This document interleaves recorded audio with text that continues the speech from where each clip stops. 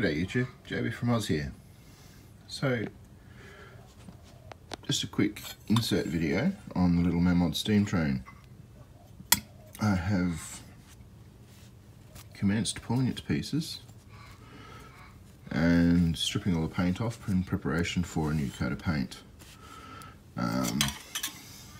Came down pretty easily in the end of the day. That's our little boiler. We've got front and rear irons, two side plates, and a frame. In this box here we've started to make some progress with the rust repair. That's our little chimney.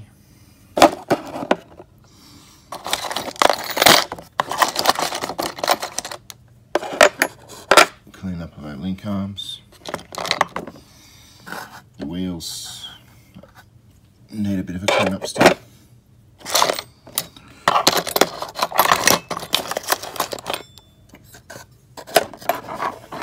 Water level gauge. And in here is a few other of the bits and pieces, including steam piping,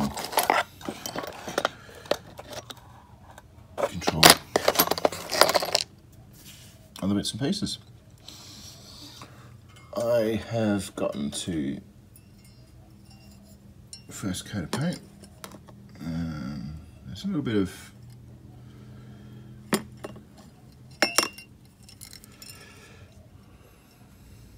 orange peel in that surface.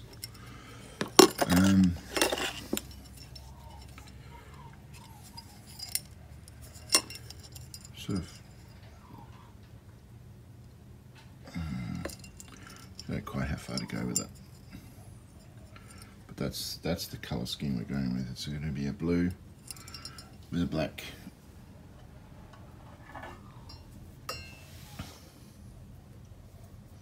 and the red and brass, of course. So it's quite interesting the way the rust had kind of spiderwebbed underneath. I think it was powder coat. It's all come up pretty nice. Still got these pieces in thinners, getting the last of the bits of paint off before getting rid of the rust.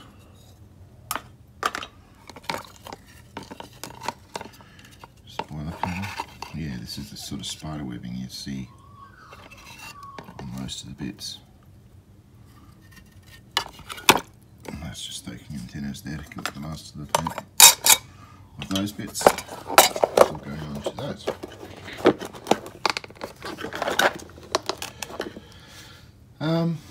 What else?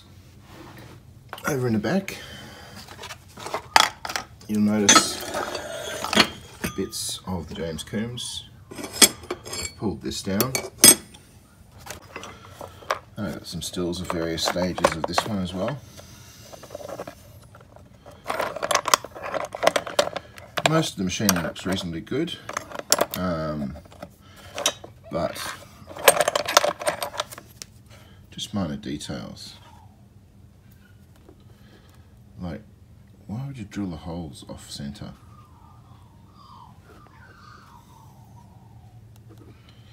So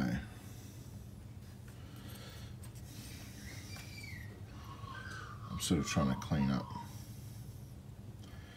a lot of those little details as I progress through. Clean it all up. Give it a coat of paint. Gave the lathe a bit of a clean, bit of a birthday. And also got the mill ready for some more work.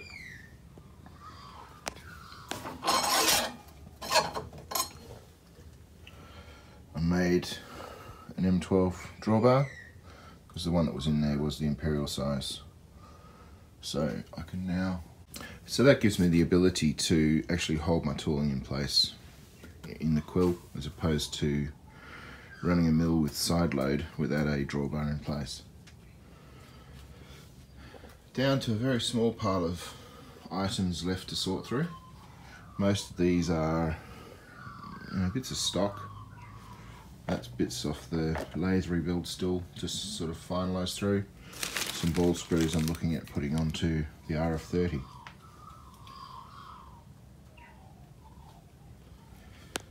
A few people have commented about this little anvil in one of the previous videos.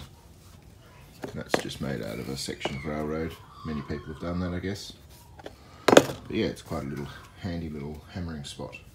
Fortunate recently to find this at a local flea market. It's a height gauge. Now I've not been able to find any maker's mark on it anywhere. But a number of people have suggested that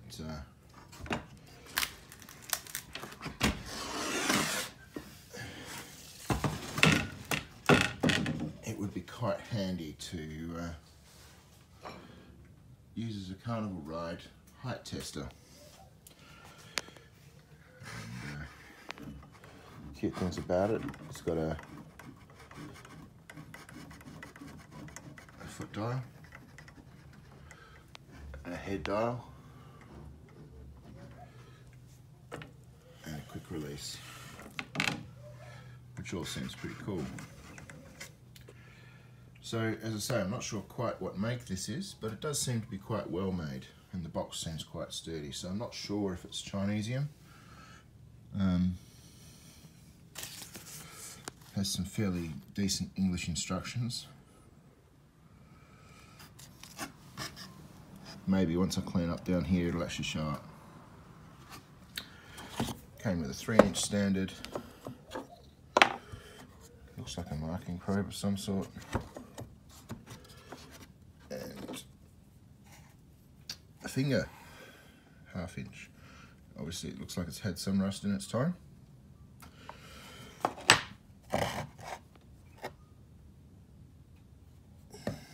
But it will clean up nicely, I think. So that's a new shop edition. I'm not sure if I've shown these finds yet. Of course, the Randy Richards dovetail cutters, part of the Get Me to the Tool Cane visit call out that Randy had. And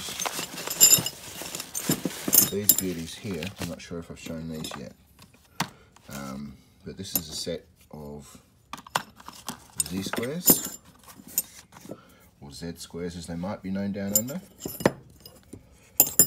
And John Creasy has recently shown some footage of getting his all set up, which has given me some ideas about how to machine these without having a slot cut in at 45 into my magnet table. He's used a super glue method to hold them onto something, onto 1, 2, 3 blocks. So that gives me the confidence to know that I'll be able to at least hold them well in preparation for the first machining ops. So if I'm going to do that, I'll need to make sure that my 1, 2, 3 blocks are actually square before I truss them, because these want to be a really good reference. But this is a project I'll get onto sometime soon, hopefully, because really handy bits of gear. One of the next jobs to do is to fit some of this rubber to the rear of the mill, and also to do something across the ways of the lathe, just to protect that from a few flying chips. I also still need to finish off this section, the buttons and the controls and the dials, instead of that mess of wires over there, but that's coming forward now. I was fortunate to be able to borrow a taco, and using that and the reflective strip on here, I was able to determine that about 36 hertz on the dial, this is reading as far as the low pulleys, sorry, as far as the fast pulley goes. So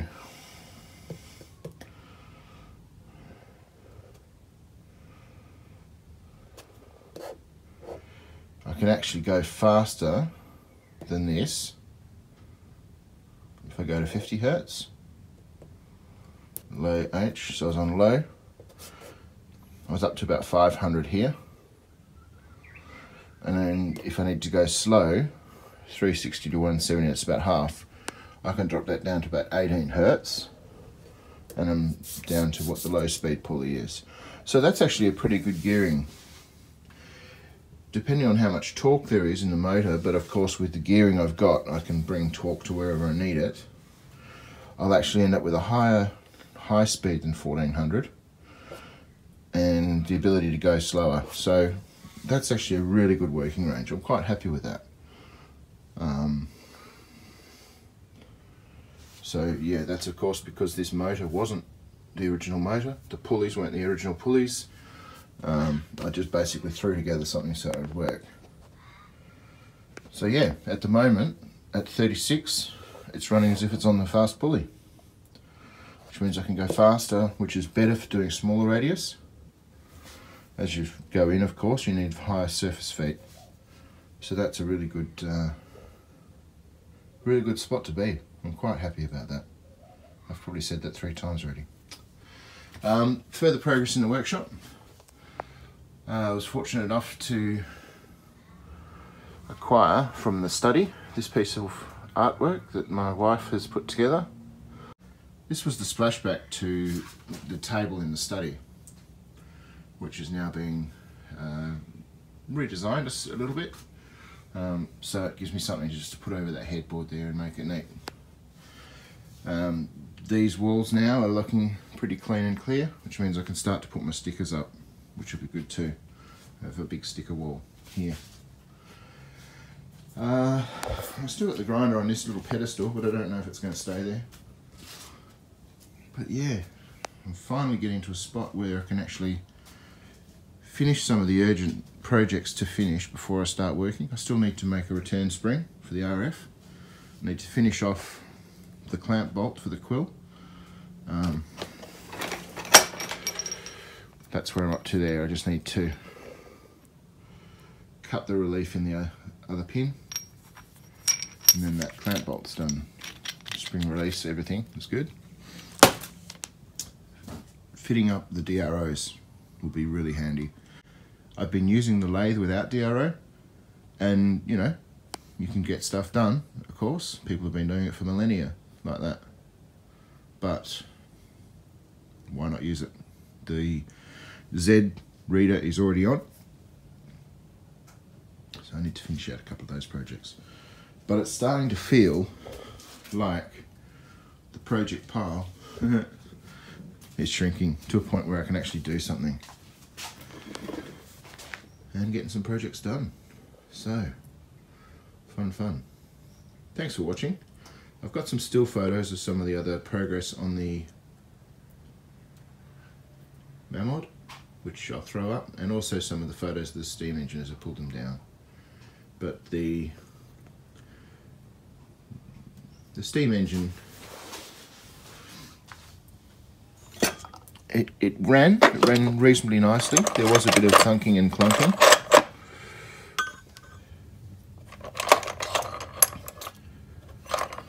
Some of the issues on this little engine.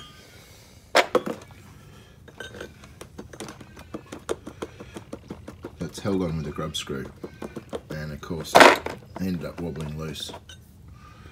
So we need a new shaft. So I'll make a new shaft. It's loose on the eccentric's loose on its valve. Silly little things like the holes not being in the centre of the casting, really obvious at the top of the beam. You had an angle. It's just wrong.